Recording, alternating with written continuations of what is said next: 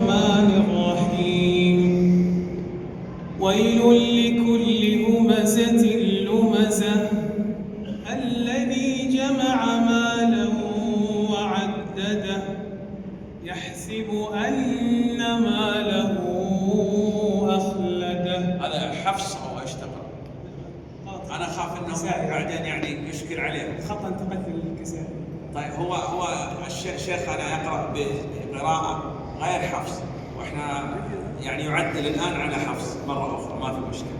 يحسب أن ماله أخلده كلا لينبذن في الحطمة وما أدراك ما الحطمة نار الله الموقدة التي تطلع على الأفئدة إنها عليهم موصدة. أيضا إنها عليهم مؤصدة في عمد ممددة. يلا عدل الآن على حفص. في عمد ممددة. نعم يلا عيد. ويل لكل همزة لمزة. ويل، نسأل العافية والسلامة، قالوا أنه وادي في جهنم، نسأل العافية والسلامة. والقول الثاني يشمل هذا وغيره، يعني من الوعيد يشمل الوادي وغيره، والأولى الثاني. تمام. إذن هذه الآيات فيها بيان من الله سبحانه وتعالى ومن سعة فضل الله سبحانه وتعالى ورحمته بعباده أن الله سبحانه وتعالى خوفنا من النار وما يؤدي إليها، نسأل العافية والسلام. ولهذا قال الله سبحانه وتعالى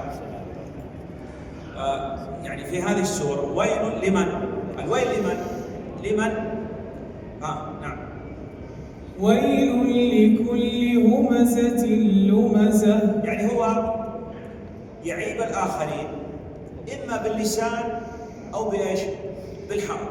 يعني بالحركة تقول له فلان، يقول يعني بالحركة، أو باللسان يقول مجنون مثلا أو كذا.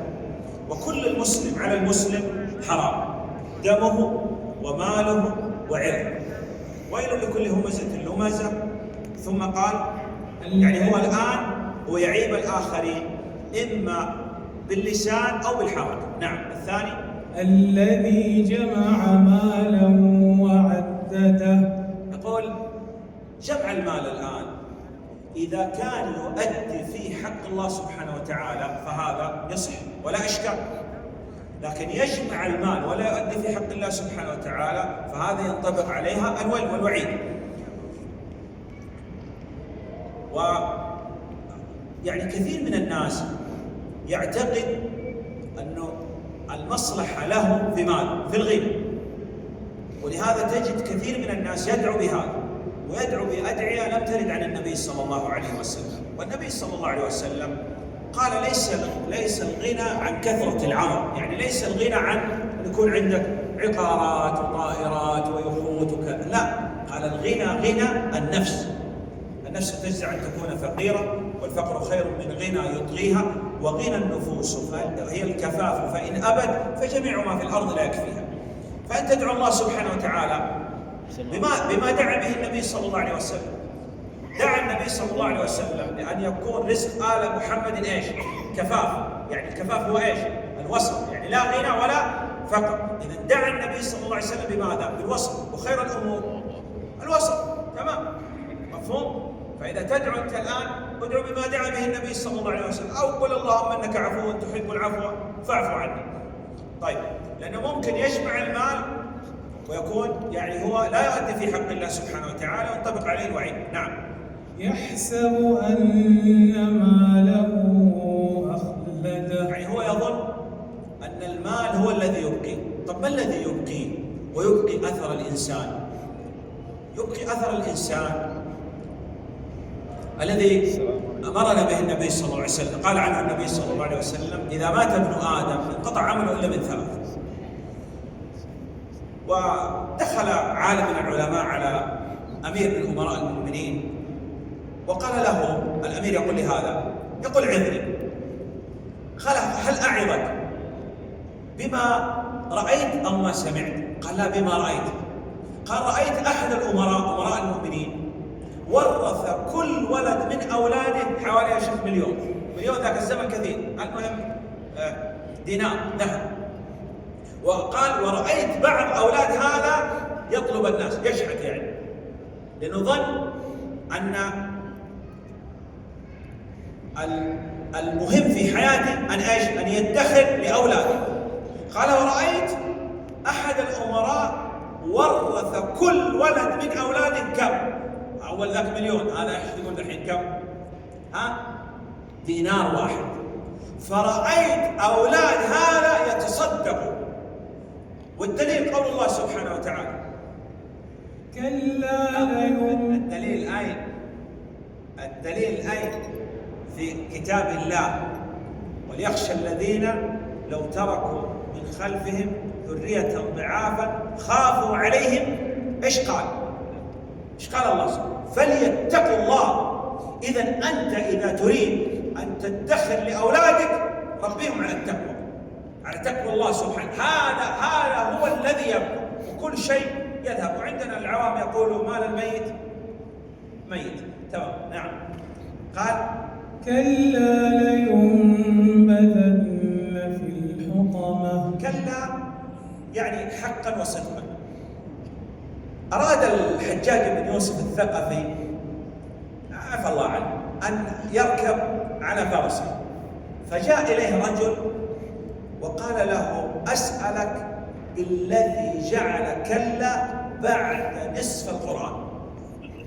وحجاج يعني من حفاظ القرآن، هو مدرس كان يدرس الصبيان.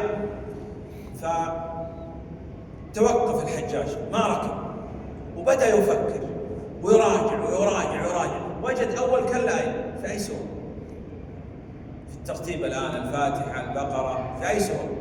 أول كلا تأتي في أي سورة؟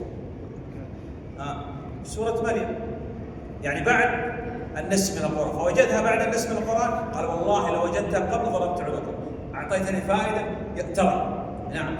كلا يعني حقا وصدقا. لينبذن ليطرحن في الحطمة. النار نسأل الله العافية والسلامة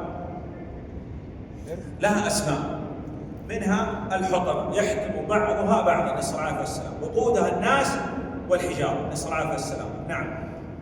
يعني هذا هو يعني هذه العقوبة نسأل الله العافية والسلامة. نعم. وما أدراك ما الحطمة. هذا فيه تعظيم يعني وتخويف من الله سبحانه وتعالى لعباده، وما نرسل بالآيات إلا تخويفا. نعم.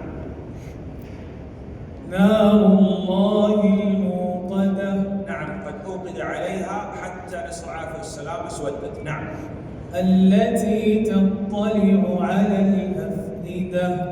شوف يا أخي، الآن في فؤاد وفي قلب، صحيح؟ أو سواء.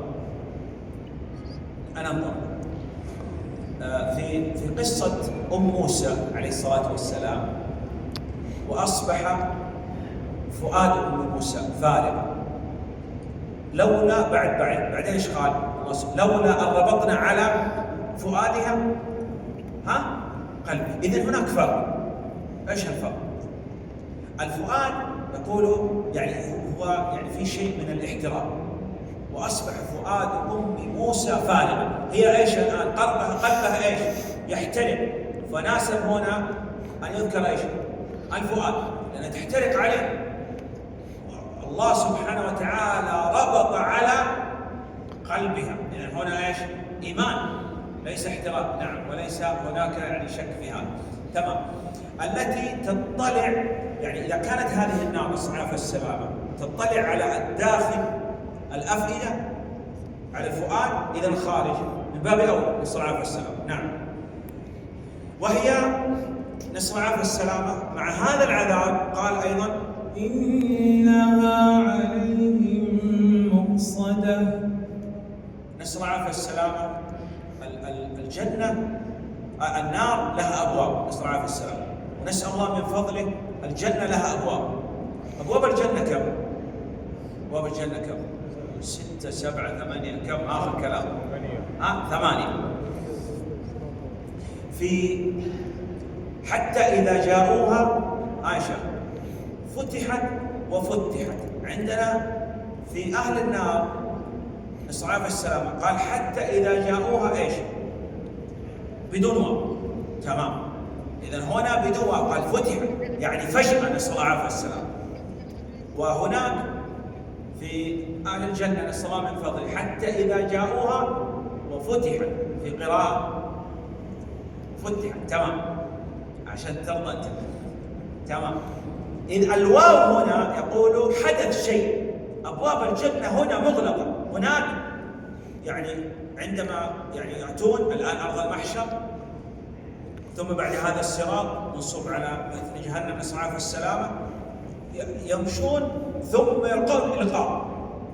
لكن أهل الجنة الآن نسأل الله من فضله يمرون على الصراط. إذا مروا على الصراط ووقفوا يقول ابن تيمية رحمه الله على قنطرة، قنطرة جسر صغير بين الجنة والنار، يعني بين الصراط والجنة. وقفوا ليش؟ قال لسببين. السبب الأول أن أبواب الجنة مغلقة تحتاج إلى من إيش؟ يستفتح. ومن يستفتح؟ نبينا محمد صلى الله عليه وسلم هو أول من يستفتح وأول من يدخل، وأول من يدخل من الأمم أمة النبي صلى الله عليه وسلم نسأل الله من فضله. الثاني، السبب الثاني لوجود هذه القنطرة والواو أن أهل الجنة الآن لابد أن ينقوا ويهذبوا حتى يكونوا أهل لدخول الجنة، فيخرج منهم ايش؟ الغل والشحناء ويكونوا أهلا لدخول الجنة نسأل الله سبحانه وتعالى من فضله. إنها عليهم مؤصد يعني مغلق، يعني ما في خروج. نعم. وفي عمد ممددة، يعني مع هذا يقول هناك أعمدة مغلقة عليهم فلا يستطيعوا الخروج منها نسأل الله السلامة. أسأل الله سبحانه وتعالى بمنه وجوده وكرمه أن يرينا الحق حقا ويرزقنا اتباع الباطل باطلا ويرزقنا اجتنابه. وجزا الله خيرا كل من يعني شارك معنا في هذا اللقاء. أسأل الله سبحانه وتعالى أن يقيم علينا نعمة الأمن والإيمان وأن يوفق ولاة الأمر لما يحب ويرضى. والله أعلم. وصلى الله على نبينا محمد وآله وصحبه وسلم، وجزاكم الله خيرا.